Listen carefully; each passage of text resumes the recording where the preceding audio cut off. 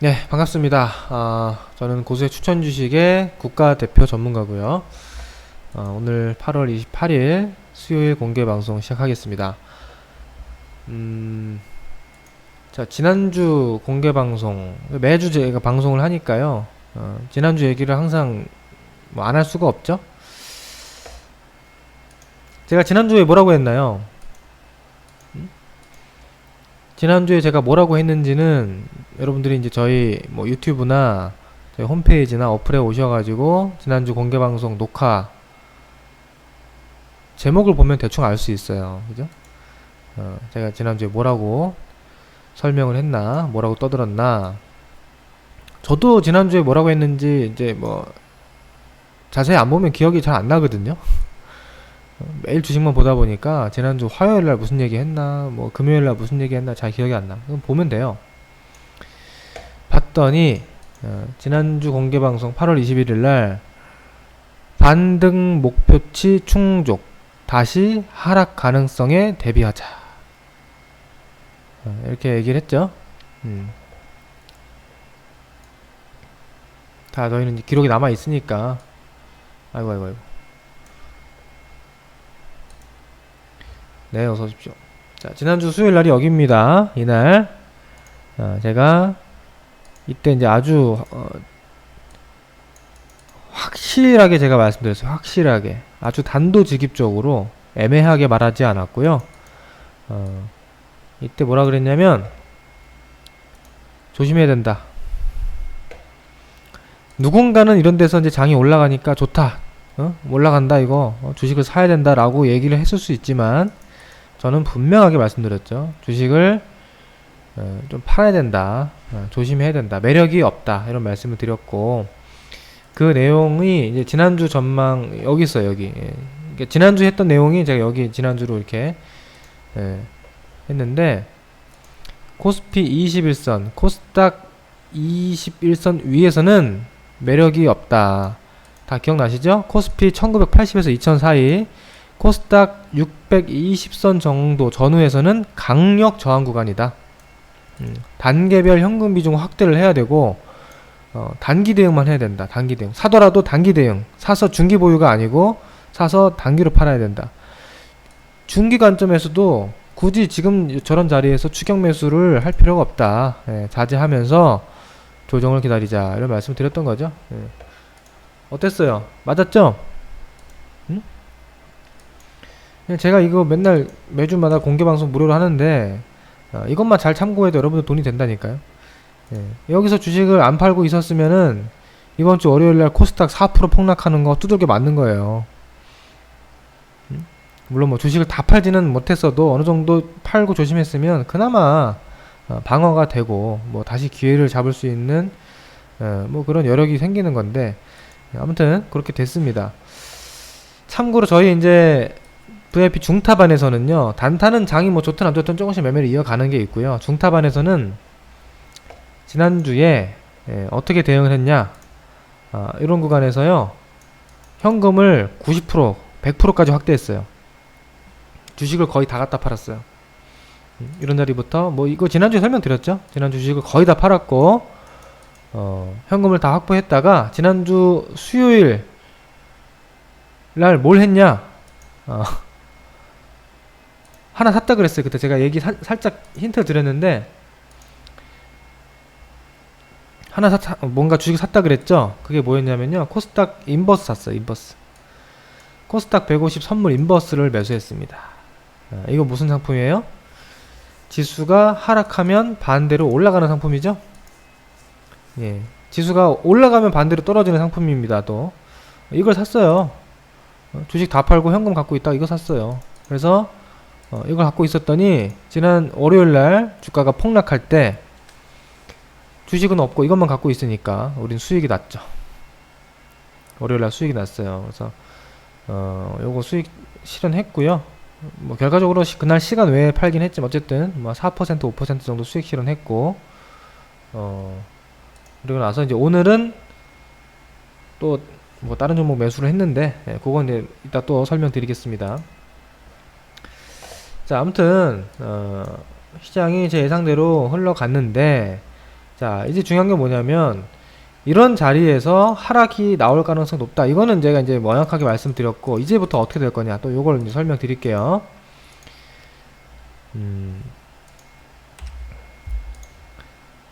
여러분, 이런 자리 있잖아요. 지난주 같은 자리는 굉장히 쉬워요.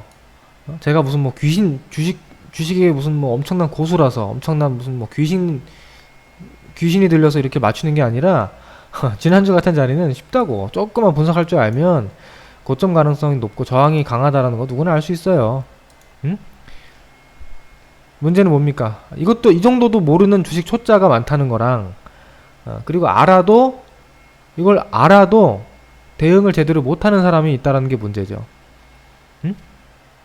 여기가 고점 가능성 높다는 걸 알아도 나는 아직 손실인데, 더 올라가야 본전 회복되는데, 이런 생각으로 그냥 가만히 있으면 얻어맞는 거예요. 그죠? 모르면 진짜 문제고, 알아도 아는 대로 안 하는 건 더 문제고. 아무튼 그런데 여기서 하락이 나오는 거는 일단 맞았다 이거예요. 그럼 그 다음에 문제가 뭐냐면, 이제 여기서는 조금 애매한 겁니다. 뭐가 애매하냐면, 하락이 나오는 것까지는 좋은데, 이게 하락이 뭐 이렇게 나올 거냐, 아니면 뭐 이렇게 지그재그로 나올 거냐, 그죠? 그리고 하락을 하더라도 이 하락이 궁극적으로 여기까지 올 거냐, 여기까지 올 거냐, 여기까지 올 거냐, 여기까지 올 거냐, 그리고 여기까지 온다 하더라도 이게 이번에 올 거냐, 다음 주에 올 거냐, 이거는 정확히 모른다는 거예요. 이해되시죠?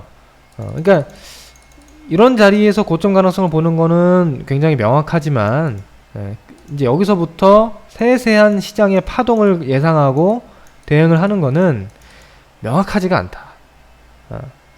그래서 이제 이런 것들을 오늘 제가 설명드리려고 해요. 일단 여러분, 여기서 하락이 나왔습니다. 여기서 하락이 나왔어요. 그럼 여기서 이제 문제는 뭐냐? 더 빠질 거냐, 아니면 여기서 살짝 반등을 했다가 빠질 거냐? 제가 일단 시나리오 중에 여러 가지가 있지만, 여기서 올라가는 시나리오는 제가 보지 않고 있어요, 여러분들. 그거 먼저 말씀드릴게요. 여기서 시장이 이렇게 올라가는 무슨 뭐 어떤 추세적인 상승장, 추세적인 반등장, 이거는 제가 일단 가능성을 굉장히 낮게 보고 있습니다. 요거는 제외. 요 가능성은 제외고, 저는 일단 하락세가, 약세장이 당분간 좀 더 이어질 가능성이 높다고 보는데, 바로 하락할 거냐, 좀 왔다 갔다 이렇게 할 거냐, 요거예요. 근데 저는 여기서 그거에 대해서 정확하게 알 수가 없어요, 저도. 왜냐면 뭐 차트 분석을 못해서가 아니라, 여러분도 아시겠지만 지금 굉장히 어떤 국제 정세상, 우리나라도 그렇고 굉장히 변수가 많아요. 미국이랑 중국이 무역 전쟁을 하는데, 언제는 또 화해한다고 뭐 합의한다고 했다가 갑자기 뭐 둘이 무슨 또 싸울 듯이 막 한 대씩 또 때리기도 하고, 그러다 갑자기 또 어느 날 갑자기 트럼프가 중국은 우리의 친구다, 시진핑 나의 친구다, 또 이런 얘기를 하고 있고, 또 그 다음날 중국이 트럼프 저 거짓말하고 있다, 중국이랑 미국이랑 최근에 전화통화해서 합의를 얘기한 적이 없다, 또 이런 얘기가 나오고, 거기다가 또 우리 정부는 지소미아 협정을 폐기했죠. 그것도 굉장히 좀 예상 밖이긴 해요. 가능성은 그래도 이번에 지소미아는 그냥 좀 가지 않겠느냐라는 예상이 지배적이었는데, 그걸 또 전격적으로 폐기도 했고, 또 거기에서 발생하는 또 여러가지 변수가 있을 거 아닙니까? 일본이 어떻게 대응을 할 것이냐, 여기서 또 뭐 그냥 적당하니 기존에 했던 스탠스 정도로만 긴장을 유지할 거냐, 아니면 여기서 마치 장군 멍군 식으로 한국이 이렇게 했어? 오케이, 너네 이것도 당해봐라 하면서 뭐 추가적인 수출 규제나 어떤 무역 제재를 가할 수도 있는 거고요. 또 갑자기 무슨 또 뭐 새로운 어떤 변수를 끄집어 와서 또 이를 키울 수도 있는 거고, 그렇잖아요. 여러분, 그래요 안 그래? 지금 여러 가지 이런 변수들이 굉장히 많기 때문에 시장이 여기서 이제 올라갈 겁니다. 이 정도면 올라갈 겁니다. 아니면 여기서 무조건 더 빠질 겁니다. 이거를 그 누구도 정확하게 장담할 수가 없다는 겁니다. 그래서 저는 이제 어떻게 대응을 했냐면, 저희는 여기서 하락 가능성이 높다고 생각해서 하락을 대비해서 하락이 나왔어요. 여기서 인버스를 팔았습니다. 일단 지수 하락할 때 인버스를 매도하고, 거기서 주식을 살 거냐 아니면 그냥 인버스를 계속 더 보유해서 더 하락을 노릴 거냐, 굉장히 애매한 순간에서 저희 이제 중타방 같은 경우는 현금을 그냥 다 갖고 기다렸어요. 인버스를 더 보유하지도 않았고 그렇다고 주식을 사지도 않았습니다. 그냥 양방향 다 열어놓은 거예요. 예? 올라갈 수도 있고 내려갈 수도 있고 열어놨어요. 그걸 맞출 생각이 없어요. 맞춰서 뭐 할 건데. 예. 그렇게 보다가 이제 본 거죠. 봤더니 오늘 시장을 보니까 요거 다시 좀 반등을 이어가려고 하는구나. 5일선, 21선을 동시 돌파하고, 오늘 외국인 기관이 주식을 많이 샀죠? 예. 물론 뭐 이것도 믿을 수 없어요. 외국인이 오늘 샀다가, 네, 어서 오십시오. 외국인이 오늘 샀다가 내일 갑자기 팔 수도 있는 거예요. 우리는 어떤 예상을 해도 무조건 다 못 맞춥니다. 예. 왜 샀는지? 글쎄 왜 샀을까요? 왜 샀는지 제가 몰라요. 외국인이 왜 샀는지 저도 알 수가 없습니다. 예. 그리고 외국인들이 한 명이 아니에요. 제가 외국인한테 가서 물어봐도 나는 이래서 샀어. 근데 외국인이 한 명이 아니고 수천 명, 수만 명 아닙니까? 그 사람들마다 이유가 다 다를 거 아니에요. 그래서 그런 거는 알 수가 없는 거예요. 근데 아무튼 외국인이 오늘 코스닥을 많이 샀다는 거는 그래도 외국계 계좌 중에서 매도보다는 매수가 우세했다는 건데, 그 이유는 뭐겠습니까? 아무래도 상승 가능성을 보고 샀겠죠.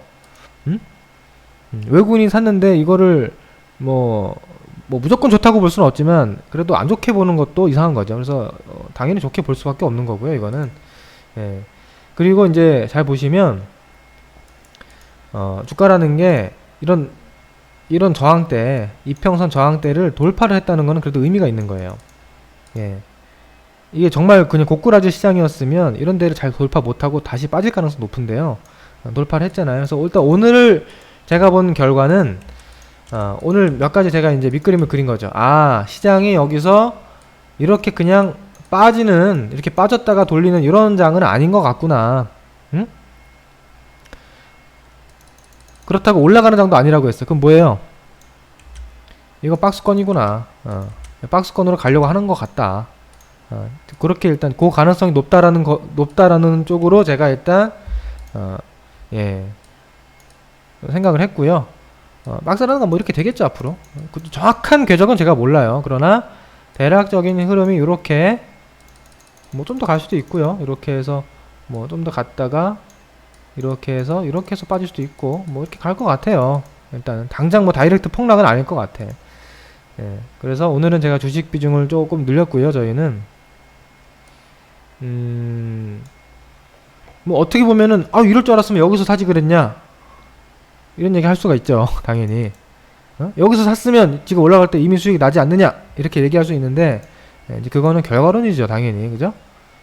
결과론이지. 만약에 빠졌으면, 오늘 이렇게 외국인이 안 사고 빠졌으면, 갑자기 트럼프가 무슨 이상한 말 해가지고 오늘 폭락이 나왔으면, 갑자기 무슨 일본이 오늘 어마어마한 또 무슨 한국에 타격을 가하는 조치를 취했다면 주가가 폭락했을 거 아닙니까? 그럼 여기서 한 게 틀린 거예요. 그죠? 그래서 지금 뭐냐면요, 여러분, 시장이 굉장히 불확실하고 왔다 갔다 하는 그런 장이기 때문에 요런 코스는 내가 무슨 예언을 해가지고 맞추겠다는 심리보다는 그때그때 시장 상황에 따라서 좀 유연하게 대응하는, 올라갈 것 같으면 좀 샀다가, 아닐 것 같으면 좀 팔았다가, 그죠? 좀 부담스러운 자리 가면 좀 주식을 줄였다가, 좀 매력적인 자리가 오면 샀다가, 그렇게 하는 거예요. 근데 만약에 제가 이번에 장이 안 올라가고 더 빠졌잖아요. 여기서 이렇게 연속으로 빠졌으면 제가 주식을 그냥 샀을 거예요. 여기서는 그냥 예측으로 매수를 들어갔을 거예요. 왜? 지금 장이 그렇다고 이렇게 막 완전히 이렇게 무너지는 장으로 제가 보진 않거든요. 그래서 만약에 더 빠졌으면 이런 자리에서 매수를 해서 주식 비중을 확 채워가지고 반등을 노렸을 텐데, 결과적으로는 내려오지 않고 반등이 나왔습니다. 그래서 여기서 조금 주식 비중 늘렸고요. 그렇다고 주식 비중을 지금 많이 늘릴 때는 아니에요, 여러분들. 왜? 좀 장이 가봤자 크게 못 갈 것 같아요. 가더라도. 가더라도 이런 자리가 또 부담스럽죠. 이렇게 올라오면 또 빠질 수도 있어요. 그래서 지금은 크게 욕심 낼 필요도 없고요. 주식 비중도 뭐 어마어마하게 크게 늘려가지고 막 대박 노릴 때도 아니고, 그렇다고 지금 뭐 또 현금만 들고 기다릴 또 그런 상황이 아니니까 오늘 그렇게 대응을 해봤습니다. 제가 보는 시나리오 앞으로 그렇습니다. 이렇게 될 것 같아요. 왔다 갔다 하면서 될 것 같은데, 제가 지지난주 방송 때 이미 말씀드렸던 게 뭐냐면, 제가 일단 지난주에는 장이 안 좋을 걸로 예상했잖아요. 장 빠집니다라고 예상을 했는데, 제가 그럼에도 불구하고 좋은 얘기 하나 해드릴게요 라고 해서 좋은 얘기 했던 게 있어요. 그게 뭡니까? 이미 얘기했어. 시장이 하락을 할 것 같지만, 그렇다고 이럴 때처럼 이렇게 막 대폭락이 나오면서 패닉으로 갈 것 같지는 않다. 왜? 이미 너무 많이 빠졌다, 우리나라 시장이. 이미 너무 많이 빠졌고, 밸류에이션 측면에서 코스피 1900 이하, 코스닥 뭐 500 이런 자리는 아무리 안 좋아도 그렇지 정도가 있는 거다. 이거는 우리나라가 전쟁 나고 무슨 뭐 IMF 와서 망하는 거 아닌 이상 그 이상은 쉽지 않다, 이런 말씀 드렸죠. 제가 그래서 보여드린 게 뭐냐면, 제가 이걸 보여드렸어요. 다시 한번 보여드릴게요. 이런 거 중요한 내용입니다. 자, 이게 여러분 미국입니다. 미국 증시입니다. 미국 증시가 작년이에요. 작년에 이렇게 10월달에 폭락이 나왔습니다. 그죠? 이게 10월이에요, 작년. 그리고 11월달에 살짝 왔다갔다 조정받다가 12월달에 또 대폭락했어요. 어마어마하게 빠졌어요. 그죠? 여러분, 우리나라는 어땠을까요? 우리 증시는 어땠을까요, 이때? 많이 달라요. 뭐가 다르냐? 자, 이게 바로 우리나라 10월달 흐름이에요. 10월달. 10월달에 미국이 폭락할 때 이미 대폭락을 했는데, 우리나라는 너무 많이 빠졌어요. 너무 많이. 우리나라는 미국이 빠진 것보다 2배, 3배 이상 빠졌고요. 심지어 그 전부터 빠졌어. 여기 이렇게 미국이 가을 때 이렇게 올라가는 거 보이죠? 미국은 올랐어요. 미국은 그래도 9월달까지 올랐다 빠진 거라고. 근데 우리나라는 5월에도 빠지고 6월에도 빠지고 7월에도 빠지고 살짝 8, 9월 올랐다가 10월달에 또 대폭락한 거예요. 그러면은 여기서 미국이 또 대폭락, 추가 폭락할 때 우리가 또 똑같이 빠지느냐? 거기서는 그렇게 안 됐다는 거죠. 그래서 보시면 10월달에는 이미 다 폭락해놓고 11월, 12월달 미국이 폭락할 때, 추가 폭락할 때는 오히려 어떻게 됐다? 덜 빠졌다. 제가 이걸 보여드리면서 이번에도 그렇게 될 수가 있다, 이런 예상을 해드렸던 거예요. 그러니까 미국도 지금 다시 현재로 옵시다. 저거는 이제 작년 얘기고요. 미국이 지금 어때요? 미국 바닥 나왔습니까? 미국 증시 여기 바닥이에요? 바닥 같아요, 이거? 바닥 같지가 않아요, 별로. 물론 바닥일 수도 있겠죠. 바닥일 가능성이 뭐 전혀 없는 건 아니지만, 뭔가 바닥이라는 느낌은 안 든다. 그죠? 더 하락할 수가 있어요. 이렇게 보시면, 이렇게 추세도 깨졌고, 이렇게 추세 깨졌기 때문에, 1차 하락하고, 이렇게 왔다 갔다 하다가 다시 빠질 수 있다고, 이렇게. 충분히. 미중 무역 전쟁이 다시 또, 격화될 수 있는 거고. 그렇잖아요. 근데 우리나라는 어떻게 될 거라고 보냐면, 저렇게 되면 그렇다고 우리나라가 올라가진 않아요. 이때 우리가 올라간 게 아니에요. 올라갔다는 얘기가 아니라 덜 빠졌다는 거예요. 덜 빠졌다. 그래서 지금 이번에도 그래서 제가 봤을 때는 이렇게 아까 제가 얘기했던 박스권이 이 얘기하는 거예요. 그래서 결국 뭐예요? 작년 11월, 12월과 좀 흡사하게 전개되지 않겠느냐, 당분간. 요거 얘기 드린 거예요. 요거.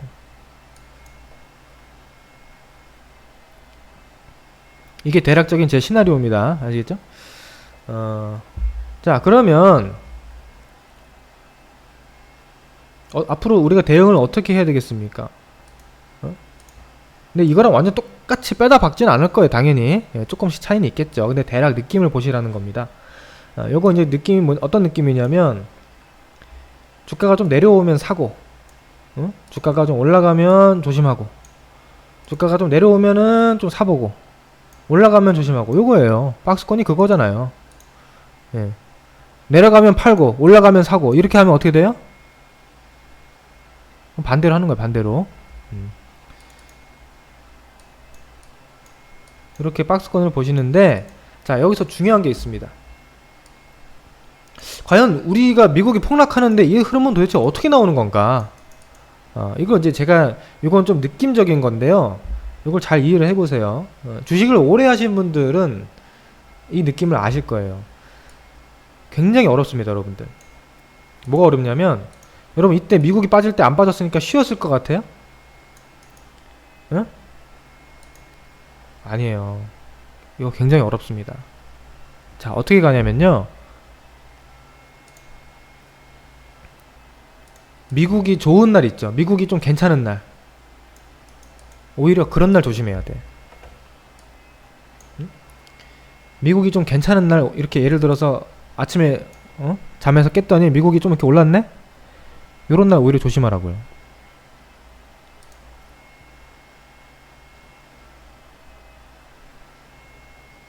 응?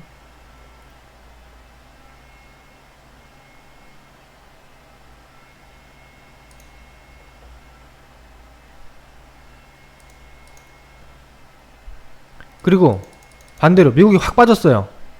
미국이 이렇게 막 폭락했어. 저점을 깨고. 그럼 어떻게 됩니까? 아침에 자고 일어났더니 미국이 폭락했어요. 무섭죠? 주식을 팔고 싶죠? 오히려 그런 날이 덜 빠져.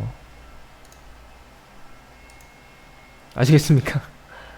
그런 느낌. 물론 뭐 무조건 그런 건 아닐 거예요. 이게 무슨 미국이 괜찮은 날은 폭락하고 미국이 폭락한 날은 우리가 무조건 올라간다 이런 얘기가 아니라 그런 느낌이 잘 나온다는 거예요. 생각보다.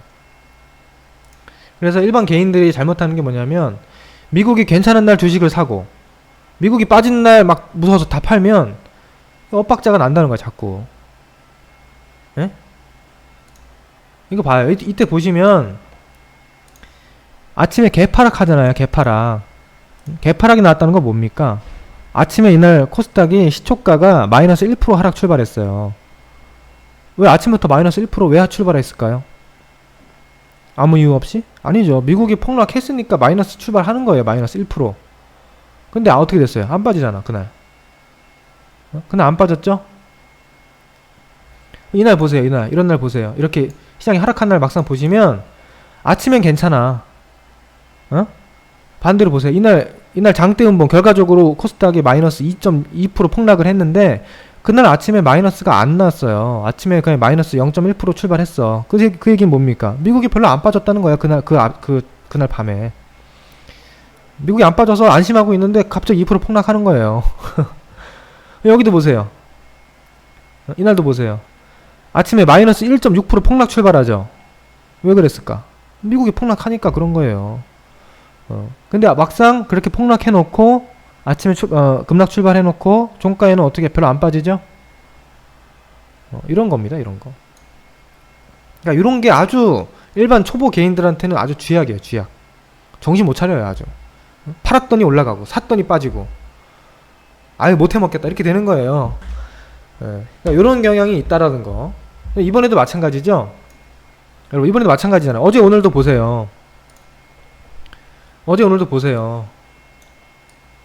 여러분 어젯밤 기억나세요? 그러니까 어제는 미국이 우리보다 날짜가 늦습니다. 그러니까 우리나라 화요일장은 월요일 밤 미국 증시를 봤다는 거죠. 월요일 밤 미국 증시가 어떻게 됐어요? 올랐죠? 응? 올랐어요. 그러면 사람이 아침에 어떻게 돼? 아침에 화요일날 미국이 올랐네? 주식을 좀 사볼까? 그럼 사요. 아침에 올라갈 때 막 사요. 어떻게 됩니까? 주가 빠졌잖아. 어제 안 갔죠? 어제 아침에 이게 어제 아침이잖아. 어제 아침에 주식을 샀더니 수익이 안 나고 점점 흘러내려가지고 오후까지 계속 빠져. 에이씨, 미국이 올라샀는데 안 올라가네. 그러다가 오늘 아침에 어때요? 오늘 아침에 저기 딱 봤더니 미국이 빠졌어. 미국이 음봉이 나왔어. 오늘 느낌이 안 좋은데? 주식을 좀 팔아야겠는데? 네. 그랬더니 어떻게 됩니까? 그랬더니 올랐잖아 오늘. 그쵸? 근데 물론 항상 이런 거 아니라고 말씀드렸어요. 항상 이런 거 아니지만 이런 경향이 자주 나온다. 자, 이거 왜 그러냐면요. 우리 시장이 미국을 하루 선반영하는 경향이 있어요. 응? 우리가 미리 선반영하는 거예요. 우리가 오르면 그날 밤 미국이 오르고, 우리가 미리 폭락하잖아요. 이때도 미리 폭락했어. 우리가 미리 폭락하면 그날 미국이 폭락해요. 근데 우리가 폭락한 날 미국이 폭락했는데 그날 또 폭락한 거 가지고 걱정하면 어떻게 되는 거예요? 여기다 두고 주식을 파는 거지. 응? 무슨 말인지 알겠어요? 8월 5일날 우리나라가 폭락했어요. 그랬더니 8월 5일날 미국이 폭락합니다. 이날 미국이 따라 폭락하죠. 미국이 이날 3% 폭락했네. 예. 그러면 그 다음날 또 우리는 아침에 일어나서 또 멘붕에 빠져. 아우, 미국이 또 빠졌어. 안 되겠다. 다 팔아야겠다. 팔면 올라가. 봤더니 우리가 올랐어. 왜 올랐나 봤더니 미국이 그 다음 따라 올라가네. 예? 이런 겁니다. 이런 경향이 있다는 거예요. 물론 주식 투자를 한 3년, 5년 이상 하시는 분들은 뭐 제가 이거 좀 길게 하고 있는데 얘기를 다 알고 있어요. 다 알고 있는데, 자, 초보자분들이나 또는 주식을 오래 했어도 뭐 뭣도 모르고 그냥 하시는 분들은 항상 이런 거에 당하거든요. 그래서 이런 개념을 여러분들이 어느 정도 인지하고 우리 시장을 바라봐야 된다. 예, 그 얘기를 제가 좀 길게 했어요. 그래서 아무튼 그런 식으로 앞으로 조금 변칙적인 흐름, 예, 조금 변칙적인 흐름으로서 왔다리 갔다리 하는 장세가 될 것 같다. 예. 자, 여기까지 이해가 된다 하시면 3번.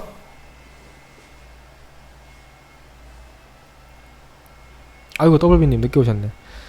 예. 오늘 녹화 방송으로 꼭 보세요. 오늘 제가 또 중요한 얘기 했으니까. 예. 요런 얘기는 근데 제가 방금 했던 얘기는요, 누가 이렇게 잘 설명 안 해줄 거예요, 아마. 이런 거 다 책에도 안 나오고. 여러분, 이런 얘기 주식 책에서 본 적 있어요? 별로 아마 이런 얘기 안 해줄걸, 누가? 굉장히 이거는 뭔가 좀 불확실한 얘기이기도 하고, 굉장히 느낌적인 느낌 같은 얘기라서, 예. 제니스님도 오셨네요. 네. 아무튼 이런 느낌으로 보시면 좋을 것 같다. 그 얘기를 드렸고요. 제가 이제 요거를 정리한 거를 이제 보여드릴게요. 자, 요거는 지난주 얘기. 예, 단계별 현금 확대 뭐 했고요. 하락 가능성. 자, 그러면 현재 이번 주는 무슨 관점에서 봐야 되느냐? 방금 했던 얘기 그대로 정리한 거예요. 예상대로 강한 저항권에서 단기 고점이 만들어졌고요. 하락이 발생했습니다. 이번 주 월요일날 시장 대폭락했죠. 그런데 하락의 시나리오는 크게 두 가지가 있어요. 첫 번째, 직선적인 추가 하락 이후에 바닥이 나오는 패턴. 그러니까 하락 패턴도 여러 가지가 있는데 크게 두 가지잖아요. 여기서 그냥 고점이 나오고 쭉 빠져가지고 여기서 다시 바닥이 나오는. 그러니까 이렇게 크게 쌍바닥이 나온다든지, 뭐 크게 추가 하락이 나온다든지, 뭐 이런 하락이 나오는 시나리오가 있고, 직선적인 하락. 두 번째는 이제 지그재그로 이게 뭐 횡보한다거나 내려가는 이런 패턴 나올 수가 있는데, 제가 그거를 미리 알았다 몰랐다? 그걸 미리 알 수가 있다 없다? 그걸 미리 알 수가 없다. 뭐 예상은 해볼 수 있었겠지만 그거를 예상하는 거는 좀 무모한 거예요. 근데 봤더니 오늘 이렇게 시장을 쭉 봤더니 지그재그 형태로 박스권 형태로 전개될 가능성이 좀 높아 보인다. 언제처럼? 작년 11월 12월처럼. 예, 오늘 정황상 요 2번 시나리오 가능성 높아 보인다. 이런 말씀을 제가 드리는 거고요. 이것도 아까 설명했어. 미국 등 글로벌 증시가 혹시나 추가 하락하더라도 우리 증시는 하락폭이 제한적일 가능성이 높다. 예. 왜? 이미 지난 5월달부터 8월 초까지 대폭락을 했기 때문에. 제가 지지난주인가 보여드렸을 거예요. 우리 시장이 전 세계에서 최근 1년간 하락률 압도적 1위입니다. 코스닥 시장이 압도적 1위고요. 3등이 코스피예요. 3등이 코스피고 2등이 어디라 그랬어요? 2등이?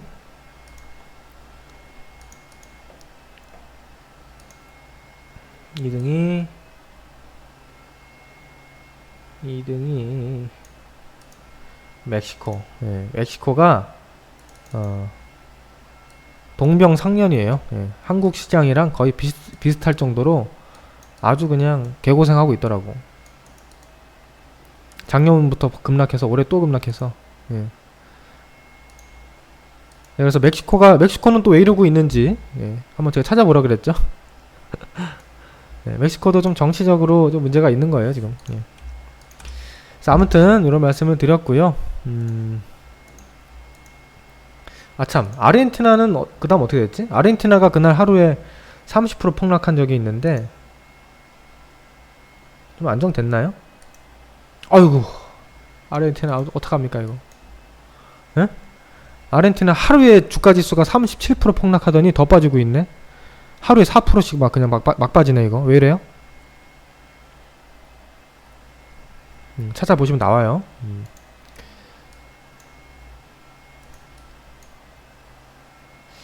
아무튼 이런 상황입니다. 그래서 우리나라는 이미 많이 빠졌고 뭐 저렇게까지는 안 간다고 봐요. 우리나라가 정말 저렇게까지 가면은 정말 힘들죠 우리가. 저렇게까지는 아닐 거라고 제가 보고, 그래도 적정선에서 정신 차리고 경제를 좀 살려있는 쪽으로 가야 되는데, 글쎄 또 이번에 또 뭐 이번에 조국 때문에 또 시끄러운데, 아무튼 뭐 이런 얘기는 제가 웬만하면 안 하고 싶어요. 근데 좀 그렇더라고요 이번에 보니까. 참.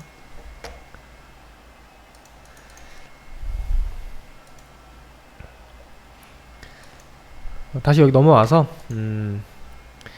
당분간 전략 어떻게 가야 되느냐. 당분간 눌리면 분할 매수, 반등시는 분할 매도. 요거 반복하시면 돼요. 근데 요것도 제가 이제 아까 저기 작년 11월 12월 정도 느낌으로 보라고 말씀을 뭐 충분히 드렸는데요. 지그재그다 이거예요. 지그재그 가능성이 높다 이거예요. 그럼 정확하게 이 지그재그의 두 번째 저점이 어디고 고점은 어디고 이게 언제고 이건 또 언제고 이거를 알 수가 없다는 거예요. 정확하게는. 왜? 아니 미국이랑 중국이 어떻게 될지 어떻게 알아요 내가. 일본이 앞으로 언제 어떤 액션을 취할지 어떻게 알아. 몰라요. 그죠? 그런 것들 때문에 하나하나 영향을 받을 수밖에 없는 상황인데 지금. 그러니까 그런 거를 알려고 하면 안 되고요. 뭔가 주식 고수는 그런 걸 알고 있을 거라고 생각하시면 안 되고요. 그런 거는 우리가 그날 매일매일 흐름을 보면서 추적하고 유연하게 대응을 해야 되는 부분입니다. 아시겠죠?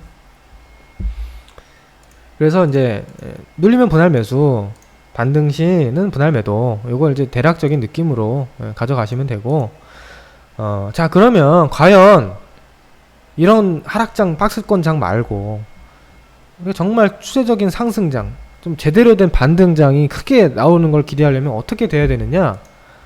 이건 굉장히 간단합니다 여러분들. 제가 그 기준을 정해 드릴게요. 그 기준이 여기 있어요. 코스닥 이 자리. 여러분들, 코스닥이 앞으로 정말 언젠가 뭐 이런 장이 빨리 오면 저도 좋겠는데, 어떤 장 이렇게 올라서 이렇게 이제 가는 장 있잖아요. 이런 장 이게 나오면 얼마나 좋을까요? 근데 이제 이게 뭐 9월에 나올 수도 있고 10월에 나올 수도 있고 아니면은 뭐 내년 초에 나올 수도 있겠죠. 뭐 안 나올 수도 있어요. 잘못하면 안 나올 수도 있어요. 뭐 1년 동안 2년 동안. 근데 아무튼 이런 게 나온다면 반드시 거쳐야 되는 그 구간이 있습니다. 바로 어디냐? 이 자리입니다. 이 자리. 이 자리를 돌파해서 안착하고 장악을 해야만 그때 뭐 이걸 뭐 추가 상승을 논하든 뭘 논하는 거지. 여기도 올라오기 전에 무슨 지금부터 올라가네 마네 이걸 얘기할 건덕지도 없는 거예요. 아시겠죠? 그 바로 관문이 여기입니다. 이 관문을 넘어가지 못하면 우리는 긍정적 전망을 할 필요가 없어요. 코스피로 볼게요. 코스피는 좀 더 명확합니다. 2000포인트 여기죠. 여기 2000포인트. 2000포인트라고 하는 어떤 상징적이고 심리적인 어떤 지수대이기도 하고 2000포인트가 또 작년에 이렇게 저점을 다졌다가 무너진 자리입니다. 작년 10월, 12월 달에 딱 저점 찍고 올랐다가 거기가 무너져 버렸거든요. 거기 2000포인트예요, 마침. 심리적인 지지선. 근데 거기가 무너지니까 어떻게 됐습니까? 그냥 확 쏟아졌잖아요, 이렇게. 응? 여기 무너지니까 그냥 너나 할 거 없이 그냥 다 던지니까 무너지는 거예요. 더 무너지는 거예요. 그러니까 2000이 무너지니까 순간적으로 1900도 그냥 무너져 버렸잖아요. 예, 1890에서 일단 바닥을 찍긴 했는데 코스피도 앞으로 가려면 2000을 넘어가야 됩니다. 예. 2000을 넘어가기 전에는 그냥 꿈도 꾸지 마세요. 꿈을 꿀 필요가 없어. 괜히 희망 고문이야, 그거는. 예. 아시겠죠? 예. 그러니까 이런 자리. 근데 대신에 그 전까지 이제 뭔가 확실하게 안착되고 이게 장악돼서 넘어가기 전까지는 2000포인트는 반대로 무슨 저항입니까? 강력한 저항이에요. 예, 저항이에요, 저항. 코스닥도 마찬가지. 예. 제가 그래서 이번에 여기 팔라고 한 거잖아. 여기서 주식 팔라고 했잖아요.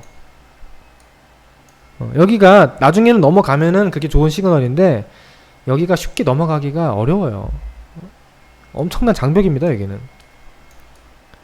그래서 여기는 올라올 때마다 매도인 거고요. 이번에도 다시 올라온다, 여기. 예를 들어서 내일 이렇게 뭐 살짝 멈추고 뭐 이번 주 금요일, 다음 주 월요일 올라온다. 그럼 주식 좀 팔아야 돼, 또 여기서는. 팔고 여기서 다시 빠지는지 아니면 여기를 장악하고 버티는지를 지켜봐야 됩니다. 아시겠어요? 네. 지켜봐도 돼. 왜? 내가 팔고 지켜봤는데 갑자기 날아갈 일은 없어요. 네. 가면은 천천히 가는 거지 이렇게 날아가서 배 아플 일은 거의 없습니다. 그러니까 팔고 지켜봐도 충분해요. 네? 걱정하지 마세요. 절대 안 날아가. 코스피도 마찬가지. 이런 자리에 올라오면은 일단 조심하고 좀 주식을 줄이는 게 맞아요, 당분간은. 예. 다시 빠질 수 있다. 나중에 넘어가면 이제 그때는 넘어가는 거고. 그래서 이런 느낌으로 보시면 되고요. 예. 제가 다시 말씀드렸죠. 추세적인 반등장을 기대하려면 어떻게 한다? 코스피 2000 회복이 필요하다. 예. 그 전에는 논하지 말라.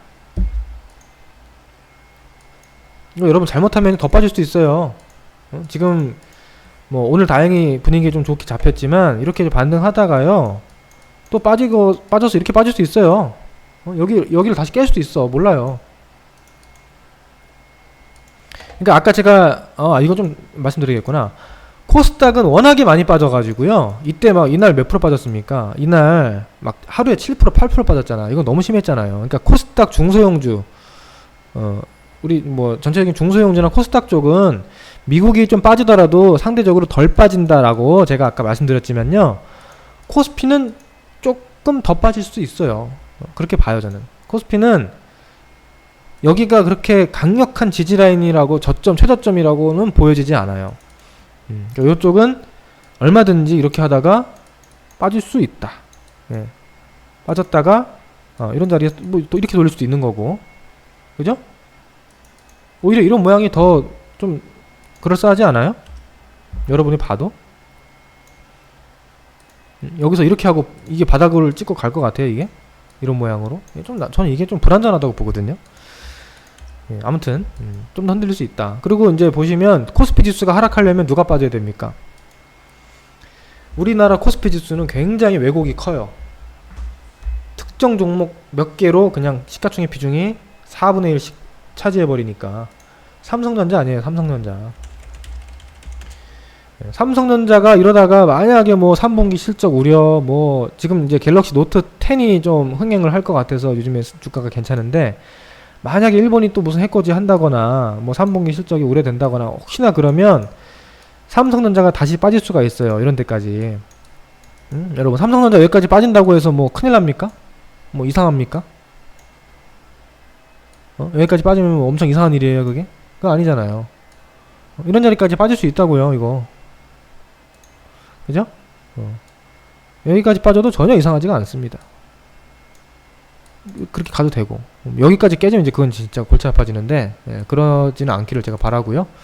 아무튼 이런 자리까지 오면 삼성전자 여기까지 오면 코스피도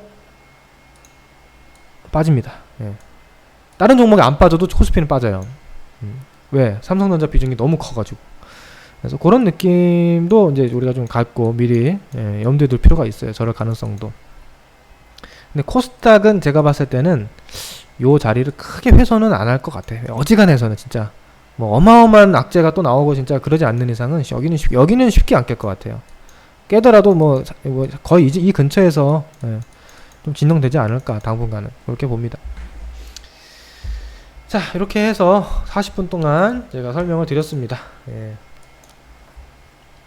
오늘은 뭐 종목 얘기보다는 시장이 좀 중요한 것 같아서 이런 관점으로 보시고 뭐 질문 있어요?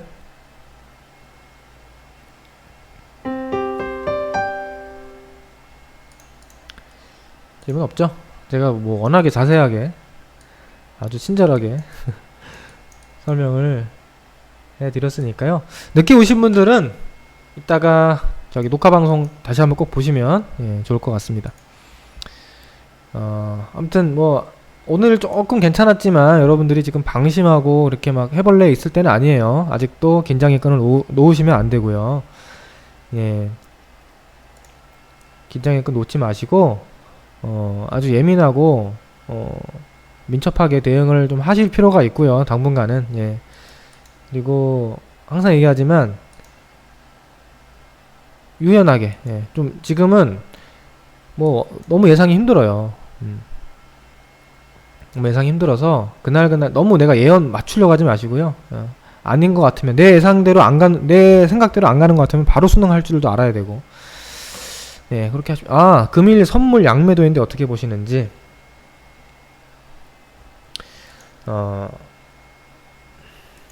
선물 외국인 기관이 양매도했죠. 저는 그렇게 봅니다. 외국인이 1700억 선물 팔았고 기관이 700억 팔았는데 이거 가지고 주가가 올라간다 내려간다 얘기하는 거는요, 그거는 이제 제 기준에는 초짜예요. 초짜. 응? 안 맞아요. 잘 그런 거. 물론 어떤 저기 누적적으로 외국인 기관의 선물 누적 포지션을 보면은 그나마 좀 방향 예측하는 데 도움은 되는데요. 오늘 샀다 팔았다로 내일 올라간다 내려간다는 안 맞아요. 어제도 보세요. 어제도 외국인 기관이 선물 팔았잖아요. 딱 이거 바로 나오네. 어제도 팔았잖아. 오늘 올라갔잖아요. 그죠? 안 맞아 어차피. 5대5예요. 그리고 이제 제가 요것도 이제 보여드릴게요. 현물을 보시면 외국인이 계속 팔죠. 코스피에서 아주 그냥 주구장창 팝니다. 7월 말부터 8월 초 계속 팔아요. 그러다가 외국인이 8월 20일날 갑자기 샀어요. 그럼 이건 좋은 걸까요? 그럼 누군가는 이렇게 얘기할 수 있어요. 외국인이 계속 팔다가 오늘 샀는데 이거 좋은 거 아닙니까? 8월 20일날? 물론 뭐 안 좋다고는 할 수 없는데 안 맞아요. 왜 안 맞냐? 보세요. 8월 20일날 가서 보세요. 이날이에요. 이날 외국인이 갑자기 샀다고요. 그게 좋은 거였어요? 결과적으로? 외국인 사서 좋은 걸까요? 아니잖아. 안 좋았잖아요.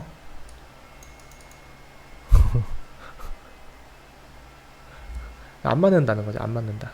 그리고 이제 이렇게 가다 보면 한도 끝도 없는 게 뭐냐면, 잘 보세요. 외국인이 보시면 오늘 코스피는 팔았고 코스닥은 샀고 선물은 팔았고 뭐 콜옵션은 샀어요. 도대체 뭡니까 이게? 좋은 겁니까 나쁜 겁니까?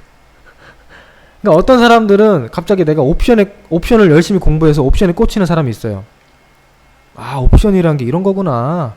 그러면 그날부터 갑자기 옵션을 열심히 봐요. 외국인이 옵션을 사면 좋게 보고 옵션을 뭐 콜옵션을 사면 좋게 보고 풋옵션을 사면 나쁘게 보고 이렇게 보는데 안 맞아요. 그것도 안 맞고, 어떤 사람은 선물을 공부하면 선물을 또 열심히 봐. 선물이 중요한가 보다. 선물도 안 맞고 다 안 맞아. 어차피 다 안 맞아요. 외국인이 이거를 일괄적으로 하지 않거든요. 다 따로 하거든요. 그래서 수급은 그냥 참고, 전체적인 틀에서 약간의 참고를 더하는 정도로만 보셔야 되지, 그렇게 뭐 절대적인 그런 지표는 되지 않습니다.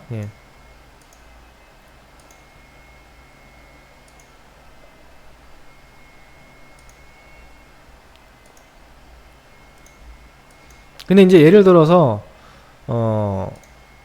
외국인이 지금 이렇게 주식을 계속 팔잖아요. 근데 나중에 뭐 10월이 됐든 11월이 됐든 외국인이 계속 산다. 외국인이 하루는 3천억, 하루는 6천억, 하루는 3천억 막 계속 산다. 그러면서 아까 제가 말씀드린 대로 코스피 지수가 2000포인트를 안착하고 위로 장악한다. 그거는 의미가 있는 겁니다. 그때는 좀 의미 있게 볼 필요가 있어요. 아시겠죠? 왜? 그거는 하루짜리가 아니고 추세적인 흐름이고, 또 기술적으로도 이렇게 뭐 중요한 어떤 자리를 안착하는 그런 변화가 나오는 거기 때문에 그건 종합적으로 좋게 볼 필요가 있는 거죠. 아무튼 뭐 그건 나중에 제가 또 그런 날이 오면 설명드리겠습니다. 오늘은 아무튼 그렇다. 자, 오늘 여기까지 하겠습니다. 수고들 많이 하셨고요. 이제 날씨도 조금 이제 더위가 한풀 꺾였는데 시장도 조금 이제 뭐 그렇게 극단적인 공포와 불안에서는 조금 벗어나는 거는 같긴 해요. 조금 이제는 이제 어떤 상황이냐면 무작정 막 조심하고 막 현금 들고 뭐 그렇게 할 필요는 없는 것 같아요. 그렇다고 공격적으로 할 필요는 없지만 여러분들이 종목 분석 잘 하셔가지고 매매 대응하시면 그래도 이제는 수익을 낼 수 있는 이런 장은 아니잖아요. 이렇게 무너지는 장은 아니니까 그래도 이제 돌파구가 있다라고 보거든요. 그렇게 잘 해서 조금씩 지난 뭐 7, 8월 달에 좀 손실을 보셨다면 만회해 나가시면 좋을 것 같아요. 다음 주 수요일 날 뵙겠습니다. 오늘 여기까지 하겠습니다. 네, 감사합니다.